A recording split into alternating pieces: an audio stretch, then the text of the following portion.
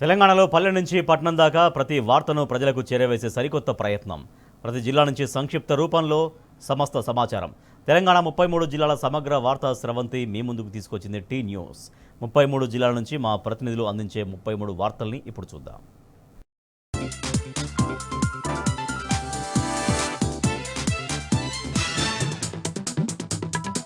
ఆదిలాబాద్ జిల్లా వార్తల విషయానికి వస్తే జిల్లా కేంద్రంలోని కలెక్టర్ కార్యాలయం ఎదుట వికలాంగుల హక్కుల పోరాట సమితి ఆధ్వర్యంలో దివ్యాంగులు ధర్నా చేపట్టారు. కాంగ్రెస్ పార్టీ ఎన్నికల సమయంలో 6,000 పెన్షన్ ఇస్తామని మాట తప్పిందని, కాంగ్రెస్ ప్రభుత్వం ఏర్పడి 11 నెలలు గడుస్తున్నా కాంగ్రెస్ ప్రభుత్వము తమకు పెన్షన్ ఇవ్వడంలో నిర్లక్ష్యం వహిస్తుందని ఆగ్రహం వ్యక్తం చేశారు. తమతో పాటు ఇటు వృద్ధులకు, వితంతులకు మాట ఇచ్చిన కాంగ్రెస్ పార్టీ తమ పట్ల నిర్లక్ష్యం వహిస్తుందని ఈ సందర్భంగా దివ్యాంగులు ఆందోళన వ్యక్తం చేశారు. ఈ నెల 26వ తేదీన దివ్యాంగులతో పాటు వితంతువులు, వృద్ధులతో అలాగే బీడీ కార్మికులతో కలిసి లక్షలాది మందితో నిజాం కళాశాల ఆవరణలో బహిరంగ సభ ఏర్పాటు చేసి ప్రభుత్వ వైఖరిని ఎండగొట్టనున్నట్టు ఈ సందర్భంగా దివ్యాంగులు పేర్కొన్నారు. ఇక మరో వార్తా విషయానికి వస్తే యాంటీబయాటిక్ మందులు అధికంగా వాడడం ఆరోగ్యానికి అనర్థకరమని రిమ్స్ డైరెక్టర్ డాక్టర్ జైసింగ్ రాథోడ్ పేర్కొన్నారు. ఈరోజు ప్రపంచ యాంటీబయాటిక్ మందుల నివారణ దినోత్సవం సందర్భంగా రిమ్స్ మెడికల్ కళాశాల నుంచి కలెక్టర్ కార్యాలయం వరకు ర్యాలీ నిర్వహించారు. ఈ ర్యాలీని జెండా ఊపి రిమ్స్ డైరెక్టర్ ప్రారంభించారు. ఈ ర్యాలీలో నర్సింగ్ విద్యార్థులతో పాటు మెడికల్ కళాశాల విద్యార్థులు పాల్గొన్నారు. ఈ సందర్భంగా ప్రజలకు యాంటీబయాటిక్ మందుల వాడకంపై అవగాహన కల్పించారు. ఇక నిర్మల్ జిల్లా వార్తల విషయానికి వస్తే బాసర త్రిబుల్ ఐటీ క్యాంపస్ను నిర్మల్ జిల్లా ఎస్పీ డాక్టర్ జానకి షర్మిల దత్తత తీసుకున్నారు. ఇటీవల బాసర త్రిబుల్ ఐటీలో వరుసగా కొనసాగుతున్న ఆత్మహత్యల నేపథ్యంలో ఈ నిర్ణయం తీసుకున్నట్టు జిల్లా ఎస్పీ జానకి షర్మిల తెలిపారు. త్రిబుల్ ఐటీ విద్యార్థులలో ఆత్మస్థైర్యం నింపడానికి అలాగే వారి సమస్యలను పరిష్కరించడానికి తాను ఈ దత్తత కార్యక్రమాన్ని చేపట్టినట్టు వివరించారు. ఈ సందర్భంగా త్రిబుల్ ఐటీ క్యాంపస్లోని శాతవాహన గార్డెన్ నుంచి ఎకో పార్క్ వరకు మారథాన్ వాక్ నిర్వహించారు. ఈ సందర్భంగా త్రిబుల్ ఐటీ వీసీ గోవర్ధన్తో పాటు జిల్లా ఎస్పీ జానకి షర్మిల విద్యార్థులతో కాసేపు మాట్లాడి వారి సమస్యలను అడిగి తెలుసుకున్నారు.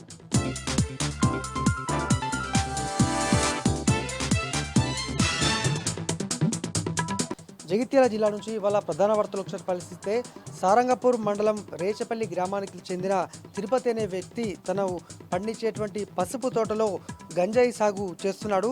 విశ్వసనీయ సమాచారం అందుకున్న సారంగపూర్ పోలీసులు నిందితుడిని అదుపులోకి తీసుకొని ఆ పంటను పరిశీలించగా దాదాపు ₹1,00,000 విలువ గల చెట్లను ఆన్లైన్ ద్వారా కొనుగోలు చేసి గంజాయి పంట సాగు చేస్తున్నట్టయితే పోలీసులు గుర్తించి నిందితుడిని రిమాండ్కు తరలించారు. అయితే ఇంకా ఇతర ప్రాంతాల్లో ఎక్కడైనా సాగు చేస్తున్నాడా, కేవలము ఈ ₹1,00,000 విలువ గల పంటలే ఉన్నాయన్న కోణంలో కూడా పోలీసులు మరోవైపు దర్యాప్తు చేస్తున్నారు. జగిత్యాల జిల్లా వ్యాప్తంగా రోజుకో చోట గంజాయి పట్టుబడుతుండగా తాజాగా ఏకంగా మొక్కల పెంపకమే పట్టుబడము కలకలం రేపుతోంది.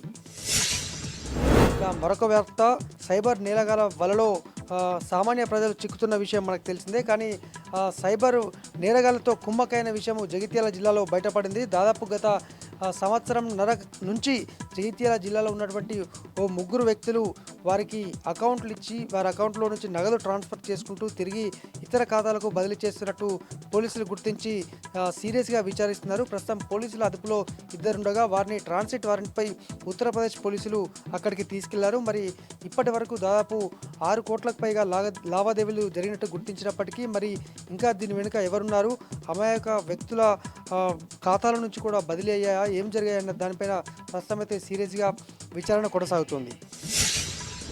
జగిత్యాల జిల్లా వ్యాప్తంగా కుక్కల బెడద రోజు రోజుకు తీవ్రమవుతోంది. గత బీఆర్ఎస్ ప్రభుత్వ హయాంలో కుక్కల నియంత్రణ కోసము దాదాపు 60 లక్షలతో ఒక ఆసుపత్రిని, వన్యప్రాణి సంరక్షణ కేంద్రాన్ని నిర్మించినప్పటికీ దాన్ని పూర్తి స్థాయిలో వినియోగించట్లేదని మనకు అర్థమవుతుంది. ఎందుకంటే నిత్యం గ్రామాల్లో అలాగే పట్టణంలో ఎక్కడో చోట కుక్కల దాడులు జరుగుతూనే ఉన్నాయి. పిచ్చి కుక్కల దాడిలో గాయాల పాలు అవుతూనే ఉన్నారు. మరి ఆ కుక్కలను రోజు 20 నుంచి 30 కుక్కలను తీసుకెళ్తున్నప్పటికీ తిరిగి మళ్ళీ ఆపరేషన్ అనంతరం తిరిగి అదే ప్రాంతంలో వదిలేయడంతో వాటి బారి నుంచి పిల్లలను అలాగే పెద్దలు కాపాడుకోలేక సతమతం అవుతున్నారు. మరి ఇప్పటికైనా కుక్కల బెడద నియంత్రించాలని అయితే స్థానికులు కోరుతున్నారు. ఇవి జిల్లా వ్యాప్తంగా ఉన్నటువంటి వార్తలు.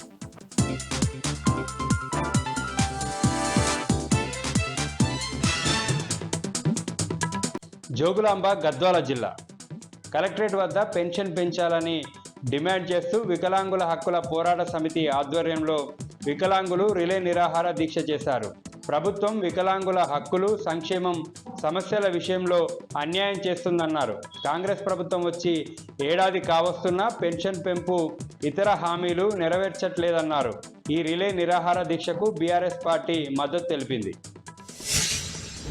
వనపర్తి జిల్లా నేరాల నియంత్రణ, శాంతి భద్రతల పరిరక్షణకై కార్డన్ సెర్చ్ నిర్వహిస్తున్నామని వనపర్తి జిల్లా ఎస్పీ రావుల గిరిధర్ తెలిపారు. వనపర్తి రూరల్ పోలీస్ స్టేషన్ పరిధిలోని జంగాలగుట్ట, బుడగజంగాల కాలనీలో పోలీసులు కార్డన్ సెర్చ్ నిర్వహించారు. సరైన పత్రాలు లేని 2 కార్లు, 3 ఆటోలు, 25 టూ వీలర్స్, మొత్తం 30 వాహనాలను సీజ్ చేసి వనపర్తి రూరల్ పోలీస్ స్టేషన్కి తరలించారు.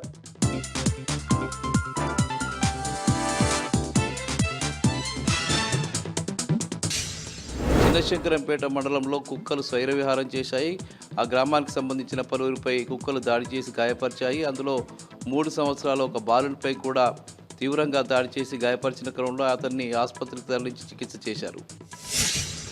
ఇక సంగారెడ్డి జిల్లా వార్తలు వచ్చేసరికి సంగారెడ్డి జిల్లా సదాశివపేట ఊబ చెరువులో ఎమ్మెల్యే చింతా ప్రభాకర్ ఈరోజు చేప పిల్లల్ని వదిలారు. ఆయన ఈ సందర్భంగా మాట్లాడుతూ బీఆర్ఎస్ ప్రభుత్వం దాదాపు 100% చెరువుల్లో చేప పిల్లలను వదలగా కాంగ్రెస్ పార్టీ ప్రభుత్వం మాత్రం కేవలం 50% చెరువుల్లో మాత్రమే చేప పిల్లల్ని వదులుతుందని, ఇది సరైనది కాదని, అన్ని చెరువుల్లో కూడా చేప పిల్లల్ని వదలాలని చెప్పి చింతా ప్రభాకర్ ఈ సందర్భంగా డిమాండ్ చేశారు. ఇక ఇదే జిల్లాకు సంబంధించి పుల్కల్ మండల కేంద్రంలో ఈరోజు ప్రజాపాలనకు సంబంధించిన కళా ఉత్సవాలు నిర్వహించడం కోసం వెళ్ళినటువంటి కళా బృందాన్ని గ్రామస్తులు అడ్డుకున్నారు. ప్రభుత్వం ఏం చేస్తున్నది, ప్రభుత్వం ఏమిస్తున్నది అని చెప్పి వాళ్ళు ప్రశ్నించారు. ప్రభుత్వం ఇచ్చినటువంటి హామీ ప్రకారం రేవంత్ రెడ్డి 6 గ్యారంటీలను అమలు చేయకుండా ఇలా వచ్చి ప్రచారం చేయడం సరైంది కాదని చెప్పి గ్రామం నుంచి వాళ్ళను తిప్పి పంపించడం జరిగింది. ఇక జహీరాబాద్లో ఎమ్మెల్యే మాణిక్రావు దాదాపు 3,60,000 పైచీలకు కళ్యాణ లక్ష్మి చెక్కులు, సీఎంఆర్ఎఫ్ చెక్కుల్ని లబ్ధిదారులకు పంపిణీ చేశారు. ఈ సందర్భంగా ఆయన మాట్లాడుతూ రాష్ట్ర ప్రభుత్వం ప్రజలకు ఇచ్చిన హామీలన్నీ కూడా నిలబెట్టుకోవాలని చెప్పి ఎమ్మెల్యే మాణిక్రావు ఈ సందర్భంగా డిమాండ్ చేశారు. ఇవి ప్రధానంగా ఈరోజు ఉమ్మడి మెదక్ జిల్లాలో ఉన్న వార్తలు.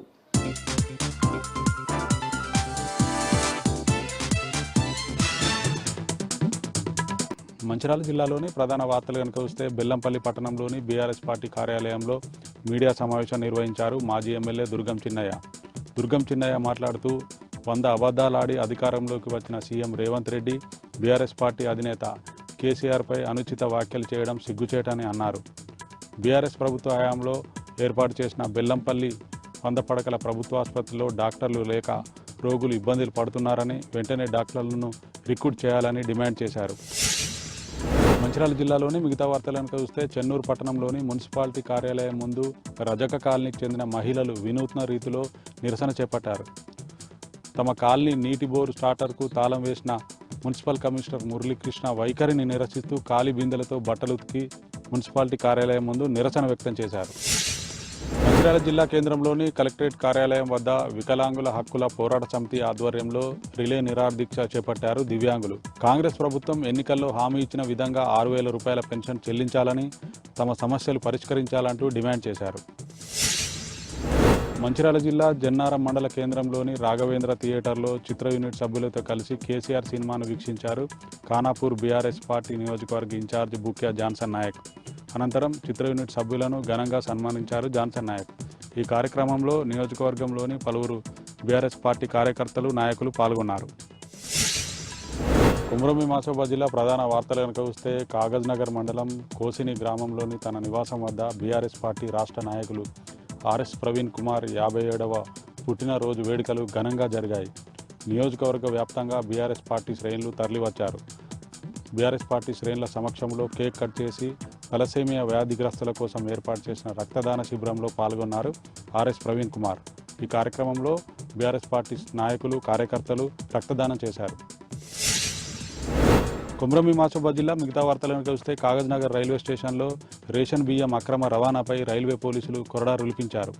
భద్రాచలం నుండి బల్లార్షా వైపు వెళ్తున్న ప్యాసింజర్ రైల్లో ఆకస్మిక తనిఖీలు చేసి 7 లక్షల రూపాయల విలువ గల 63 క్వింటాల రేషన్ బియ్యాన్ని పట్టుకొని ఇద్దరిపై కేసు నమోదు చేశారు రైల్వే పోలీసులు. పట్టుకున్న రేషన్ బియ్యాన్ని రెవెన్యూ అధికారులకు అప్పగించారు. రైళ్లలో నిషేధిత వస్తువులను రవాణా చేస్తే శాఖాపరమైన చర్యలు తీసుకుంటామని రైల్వే పోలీసులు తెలిపారు.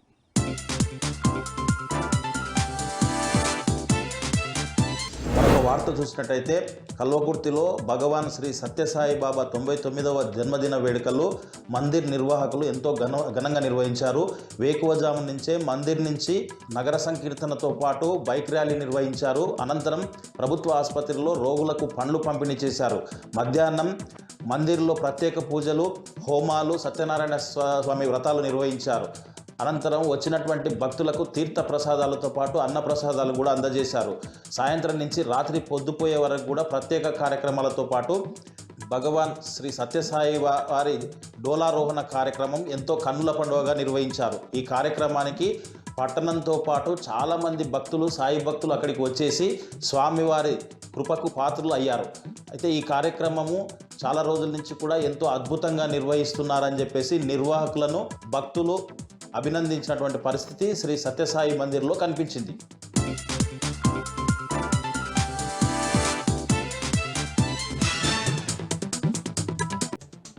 ఇక నల్గొండ జిల్లా వార్తలు చూస్తే నల్గొండ జిల్లా నార్కట్పల్లిలో చిన్మర్తి లింగయ్య మీడియా సమావేశం నిర్వహించారు. నల్గొండ జిల్లాలో 7 లక్షల మెట్రిక్ టన్నుల ధాన్యం దిగుబడి రాగా ప్రభుత్వం కేవలం 1.5 లక్షల మెట్రిక్ టన్నుల ధాన్యం మాత్రమే కొనుగోలు చేసింది. మిగతా 4 లక్షల మెట్రిక్ టన్నుల ధాన్యం అంతా కూడా రైతులు దళార్ల వద్దకు వెళ్ళి తక్కువ రేట్లకు అమ్ముకొని నష్టపోయారని కూడా ఆయన సందర్భంగా ఆరోపణ చేయడం జరిగింది. నల్గొండ జిల్లాలో సివిల్ సప్లై శాఖ మంత్రి ఉత్తమ్ కుమార్ రెడ్డి ఉన్నప్పటికీ కూడా రైతులకు ఎలాంటి న్యాయం జరగలేదు.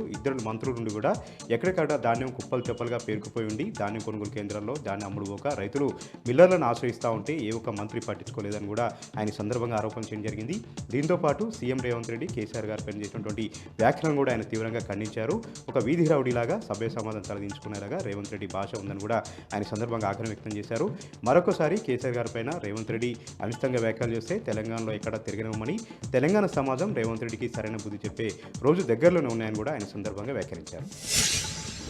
మరొక వార్త విషయానికి వస్తే యాదాద్రి జిల్లా బీవినర్ మండలం బ్రాహ్మణపల్లి గ్రామంలో అగ్ని ప్రమాదం చోటు చేసుకుంది. బ్రాహ్మణపల్లి గ్రామంలోని హిందుస్థాన్ వేర్ హౌసింగ్ గోడౌన్లో ఒక్కసారిగా షార్ట్ సర్క్యూట్తో మంటలు చెలరేగడంతో అందులో ఉన్నటువంటి ₹1 కోటి సామాగ్రి అంతా కూడా దగ్ధమైంది, కాలి బూడిదైపోయింది. చుట్టుపక్కల గ్రామాలైతే చిగురుటాకులా వణికిపోయారు. దట్టమైనటువంటి పొగతో ఆ ప్రాంతం అంతా కూడా ఒక భీతావహంగా మారింది. ఈరోజు తెల్లవారుతుండగానే చీకట్లోనే ఈ ప్రమాదం జరిగి ఒక్కసారిగా పెద్ద ఎత్తున మంటలు, పెద్ద ఎత్తున అక్కడ ఉన్నటువంటి పొగ ఆలుపుకోవడంతో చుట్టుపక్కల గ్రామస్తులు భయాందోళనకు గురయ్యారు.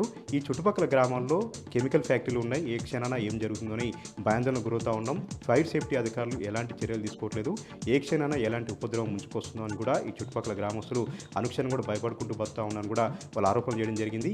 ఈరోజు బ్రాహ్మణపల్లి గ్రామంలో కూడా హిందుస్థాన్ వేర్ హౌసింగ్ గోడౌన్లో ఒక్కసారిగా షార్ట్ సర్క్యూట్తో మంటలు చెల్లడంతో తమంతా కూడా భయపడిపోయామని కూడా వాళ్ళు ఈ సందర్భంగా చెప్పడం జరిగింది. మరొక విషయానికి వస్తే యాదాద్రి జిల్లా మోత్కూరు మండలం సదాశివపురం గ్రామంలో మానవత్వం మంటగాలిపేలాగా తండ్రికి అంత్యక్రియలు చేయకుండా 2 రోజులుగా శవాన్ని అనాథలాగా అక్కడ పడేసినటువంటి ఘటన చోటు చేసుకుంది. 2 రోజుల క్రితం చనిపోయినటువంటి తన తండ్రి మృతదేహాన్ని అంత్యక్రియలు చేయకుండా ఆస్తి తగాదాలతో, ఆస్తి గొడవలతో పోలీస్ స్టేషన్ మెట్లెక్కి పెద్ద మనుషుల పంచాయతీ పేరుతో 2 అన్నదమ్ములు కూడా పోటీ పడుతూ ఎవరు కూడా ఆ శవానికి అంత్యక్రియలు చేయకుండా అక్కడే పడేశారు. దీంతో చుట్టుపక్కల గ్రామస్తులు, ఆ ఊరి గ్రామస్తులు కూడా ఊరికి అరిష్టం ఉంటుందని ఆ అన్నదమ్ముల్ని సర్ది చెప్పే ప్రయత్నం చేసినప్పుడు కూడా అన్నదమ్ములు వీళ్ళేదో వాళ్ళిద్దరు కూడా హైదరాబాద్ వెళ్ళిపోయినట్టుగా కూడా చెప్తా ఉన్నారు. ఇప్పటికి కూడా ఆ శవం అట్లనే అనాథ శవంగా ఉంది. ఇప్పటికైనా సరే పోలీసులు జోక్యం చేసుకుని ఆ శవానికి అంత్యక్రియలు జరిపించి ఆ కుమారులు ఇద్దరిని కూడా రప్పించి అంత్యక్రియలో పాల్గొనేలాగా చర్యలు తీసుకోవాలని కూడా గ్రామస్తులు డిమాండ్ చేస్తూ ఉన్నారు. లేదంటే గ్రామానికి అరిష్టం ఉంటుంది, మానవత్వం మంటగలిపేలాగా గ్రామానికి చెడ్డపేరు తెచ్చుకునేలాగా ఈ అన్నదమ్ములు వ్యవహరించారని కూడా గ్రామస్తులు ఆగ్రహం వ్యక్తం చేస్తూ ఉన్నారు.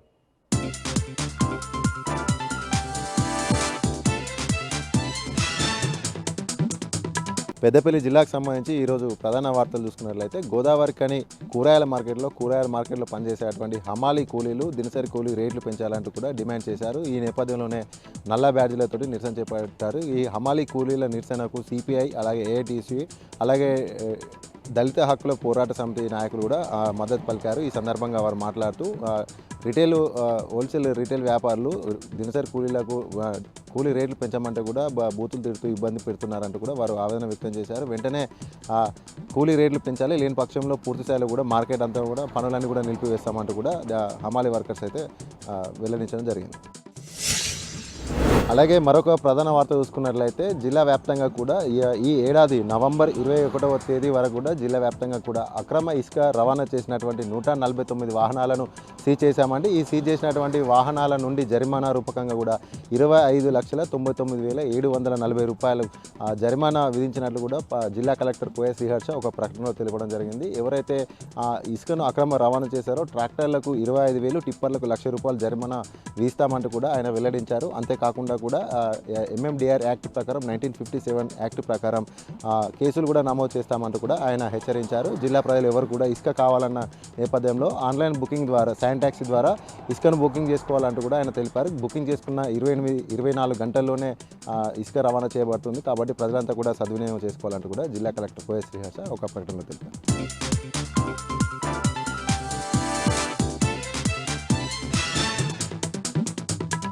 ఉమ్మడి వరంగల్ జిల్లా ప్రధాన వార్తలను పరిశీలించినట్లయితే వరంగల్ జిల్లాలో బీఆర్ఎస్ రాష్ట్ర నాయకుడు ఆర్ఎస్ ప్రవీణ్ కుమార్ జన్మదిన వేడుకలు ఘనంగా నిర్వహించారు. వర్ధనపేట, పర్వతగిరి మండలాల్లో కేక్ కట్ చేసి బీఆర్ఎస్ నాయకులంతా కూడా సంబరాలు చేసిన పరిస్థితి కనిపిస్తూ ఉంది. దాంతోపాటు వర్ధనపేటలోని ప్రభుత్వ ఆసుపత్రుల్లో రోగులకు పనులు పంపిణీ చేసిన పరిస్థితి కనిపిస్తూ ఉంది. ములుగు జిల్లా ప్రధాన వార్తలను చూసినట్లయితే నిన్న వాజేడు మండలంలో 2 గిరిజనులను మావోయిస్టులు పోలీసుల ఇన్ఫార్మర్ల నెపంతో హతమార్చడాన్ని నిరసిస్తూ ఏటూరునగరం మండల కేంద్రంలో గిరిజనులు పెద్ద సంఖ్యలో ర్యాలీ నిర్వహించిన పరిస్థితి కనిపిస్తూ ఉంది.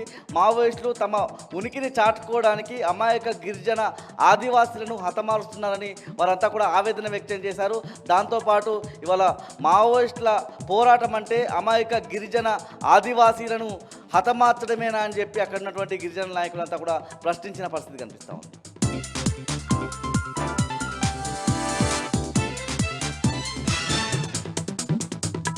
ఉమ్మడి ఖమ్మం జిల్లా ప్రధాన వార్తలు గమనించినట్లయితే భద్రాద్రి కొత్తగూడెం జిల్లా పాత పాల్వంచ ఎస్సీ కాలనీలో కొద్దిసేపు ఆందోళన నెలకొన్నది. ఎస్సీ కాలనీలో ఉన్నటువంటి శ్మశాన వాటికను మున్సిపల్ శాఖ అధికారులు డంపింగ్ యార్డ్గా మార్చడం పట్ల స్థానికులు ఆగ్రహం వ్యక్తం చేశారు.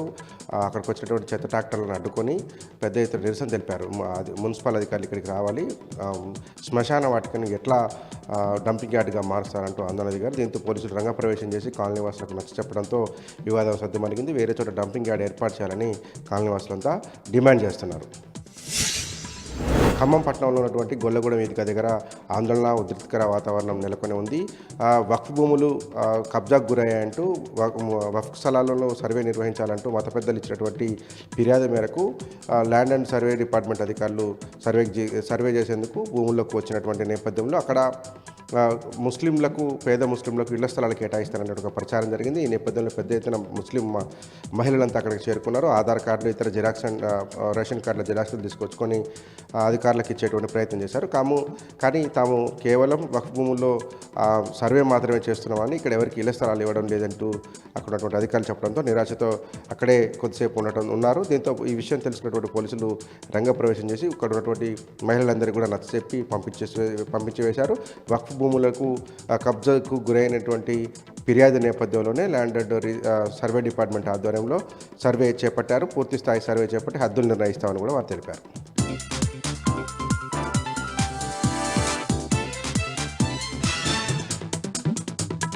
కరీంనగర్లో ఈరోజు సర్పంచుల ఫోరం ఆధ్వర్యంలో మీడియా సమావేశం నిర్వహించారు.